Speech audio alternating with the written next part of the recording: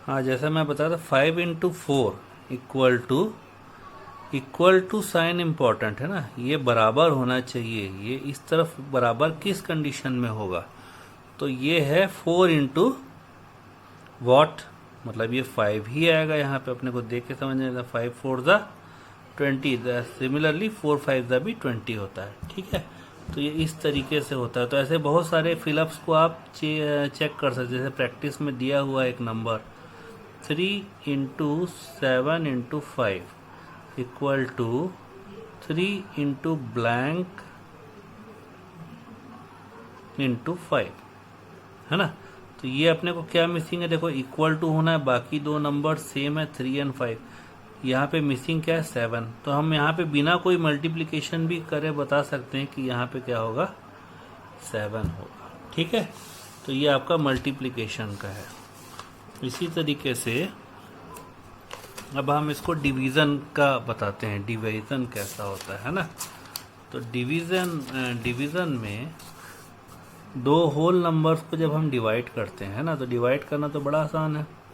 जैसे सपोज मैं 22 को 5 से डिवाइड करूँगा, है ना, 22 5 से, तो ये कितने बार में जाएगा, पहला नंबर नहीं जा रहा है। 5 का टेबल में ये 2 जो है वो 5 से छोटा है, तो हम लोग क्या करेंगे, ये दोनों को लेंगे, है ना। तो 5 1 × 5 5 2 × 10 5 6 × 15 5 4 × 20 5 5 × 25 ज़्यादा हो जाएगा। तो ये मैंने इसको अब यहाँ से मैं क्या करता हूँ, इसको माइनस करता हूँ। तो ये देखिए 2 में से 0 गया तो क्या बचेगा, 2 ही बचेगा। यहाँ 2 में 2 गया तो कुछ नहीं बचेगा, 0। अब ये जो है हमारा जो बेसिकली एक नया चीज़ आप देख रहे हैं कि ये यहाँ पे कुछ बचा हुआ है, यहाँ कुछ है, यहाँ कुछ है और यहाँ कुछ है। तो ये किसको क्या क्या बोलते हैं, ये हमारा क्या कहलाता है, कोशेंट कहलाता है। क्या कहलाता है, कोशेंट। ये क्या है, रिमाइंडर। ये क्या है, डिवाइजर। और ये क्या है, जो नंबर जो डिवाइड हो रहा है, ये वाला नंबर, इसको बोलते हैं डिविडेंड। ये डिविडेंड, ये कोशेंट, ये रिमाइंडर, ये डिवाइजर। डिवाइजर मतलब जिससे डिवाइड कर रहे हैं, डिविडेंड मतलब जो डिवाइड हो रहा है, कोशेंट यानी जो जितना डिवाइड करने के बाद हमको जो नंबर यहाँ जितने बार में कर रहे हैं, इसके आगे भी होता तो और आगे भी यहाँ पे ना। रिमाइंडर मतलब जो डिवाइड नहीं हो रहा है और जो बचा हुआ है। तो इसके बीच में एक रिलेशन है, वो बहुत इंपॉर्टेंट रिलेशन है। वो क्या रिलेशन है, डिविडेंड इक्वल टू होता है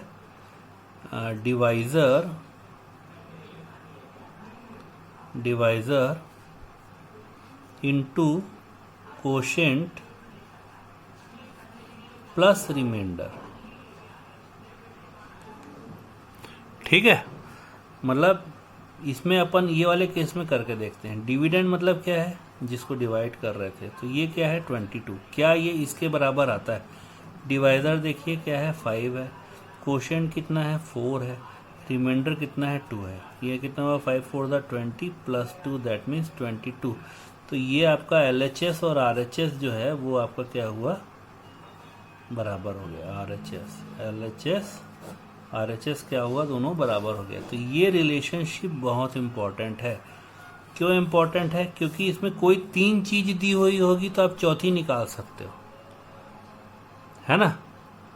ठीक है, तो जैसे आपका यहाँ प्रैक्टिस में दिया हुआ है 8/4 है यदि, तो उसमें कोशेंट क्या होगा, रिमाइंडर क्या होगा।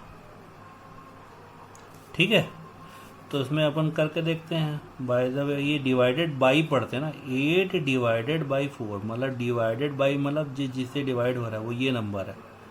This is the divisor. तो इसको कहाँ लिखना है हम लोग को, यहाँ लिखना है। जो डिविडेंड है उसको क्या लिखना है, यहाँ लिखना है। 4 2 × 8। यहाँ पे क्या है, रिमाइंडर 0। रिमाइंडर पूछा तो क्या है 0, और कोशेंट पूछा तो क्या है 2।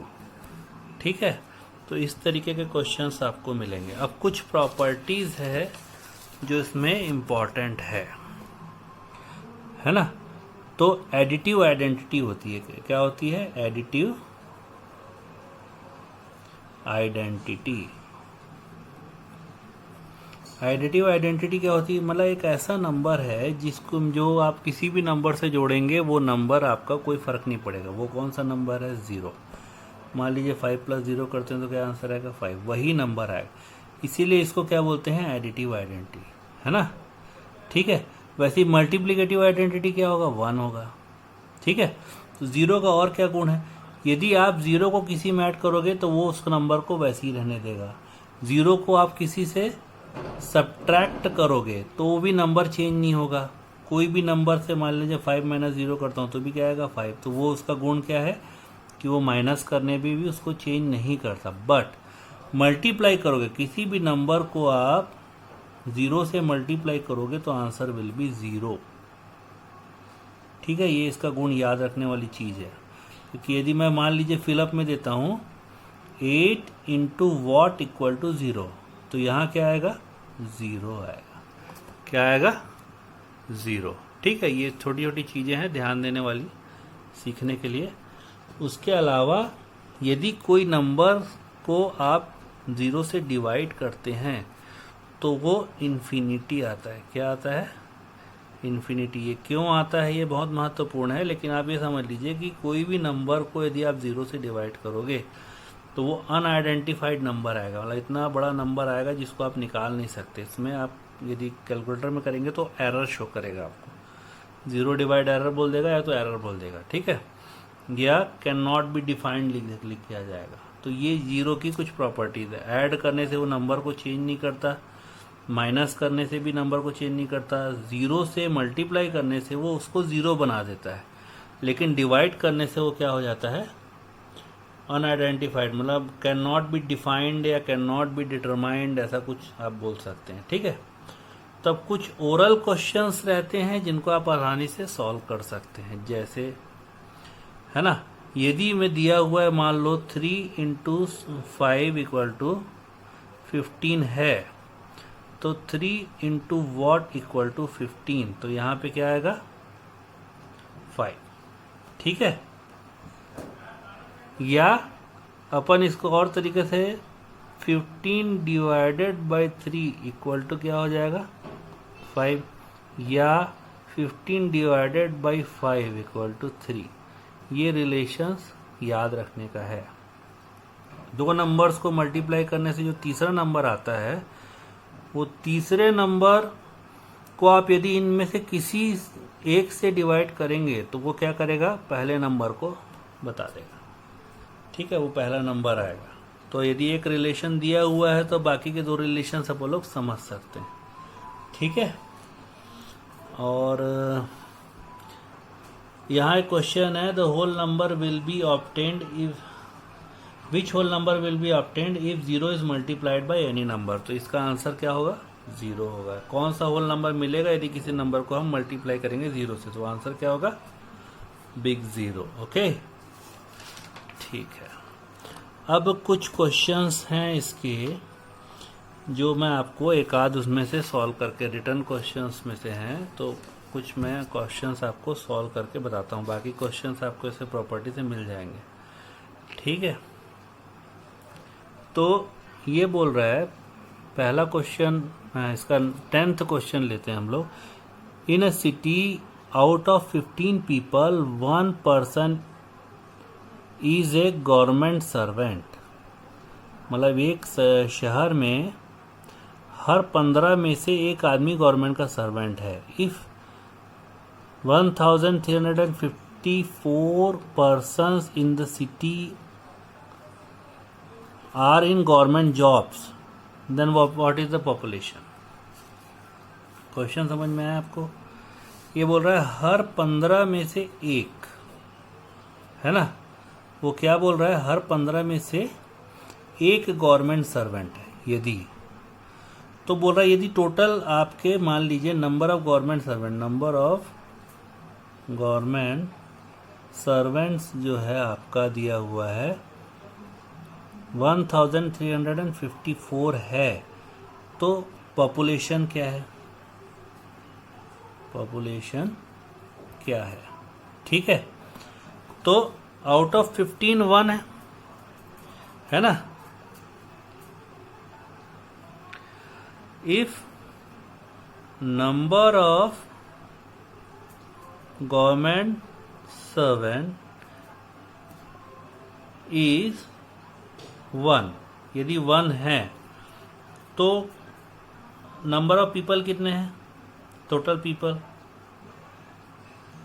15, यदि 1 है तो 15 है। Then if number of government servant is 1354, then population क्या होगा, है ना। तो क्या हो जाएगा, इसको अपन क्या करेंगे, 1354 को 15 से मल्टीप्लाई करेंगे। क्या करेंगे, 15 से मल्टीप्लाई करेंगे, और 15 से जो मल्टीप्लाई करने के बाद जो आंसर आएगा वो उसका टोटल पॉपुलेशन होगा। ठीक है, तो ये क्या आ जाएगा, 15 4 ज़ा 60, तो ये आपका जाएगा 6 कैरी में जाएगा। 15 5 ज़ा 75, 75 और 6 कितना हो जाएगा, 81, 81 का 1 कैरी और 1 लिखा जाएगा, देन कैरी क्या हो जाएगा, 8 हो जाएगा। ठीक है, देन 15 3 ज़ा 45, 45 में 8 को प्लस करने से कितना आएगा, 53, 53 का 3, देन कैरी क्या हो जाएगा, 5।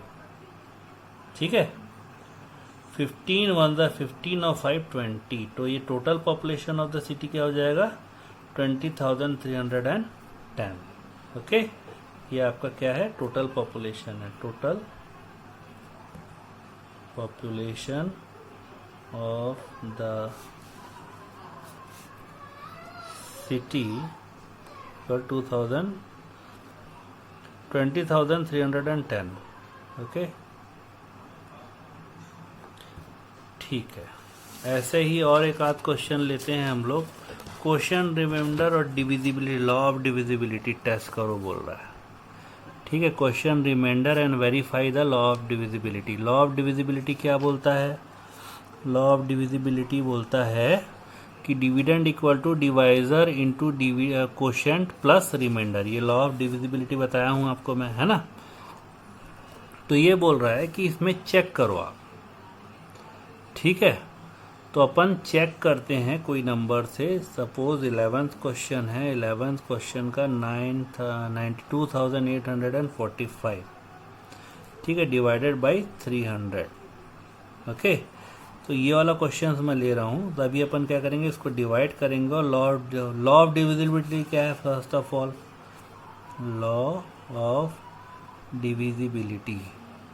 ठीक है, बिलिटी क्या बोलता है, क्या बोल रहा है, डिवाइजर डिविडेंड, है ना, डिविडेंड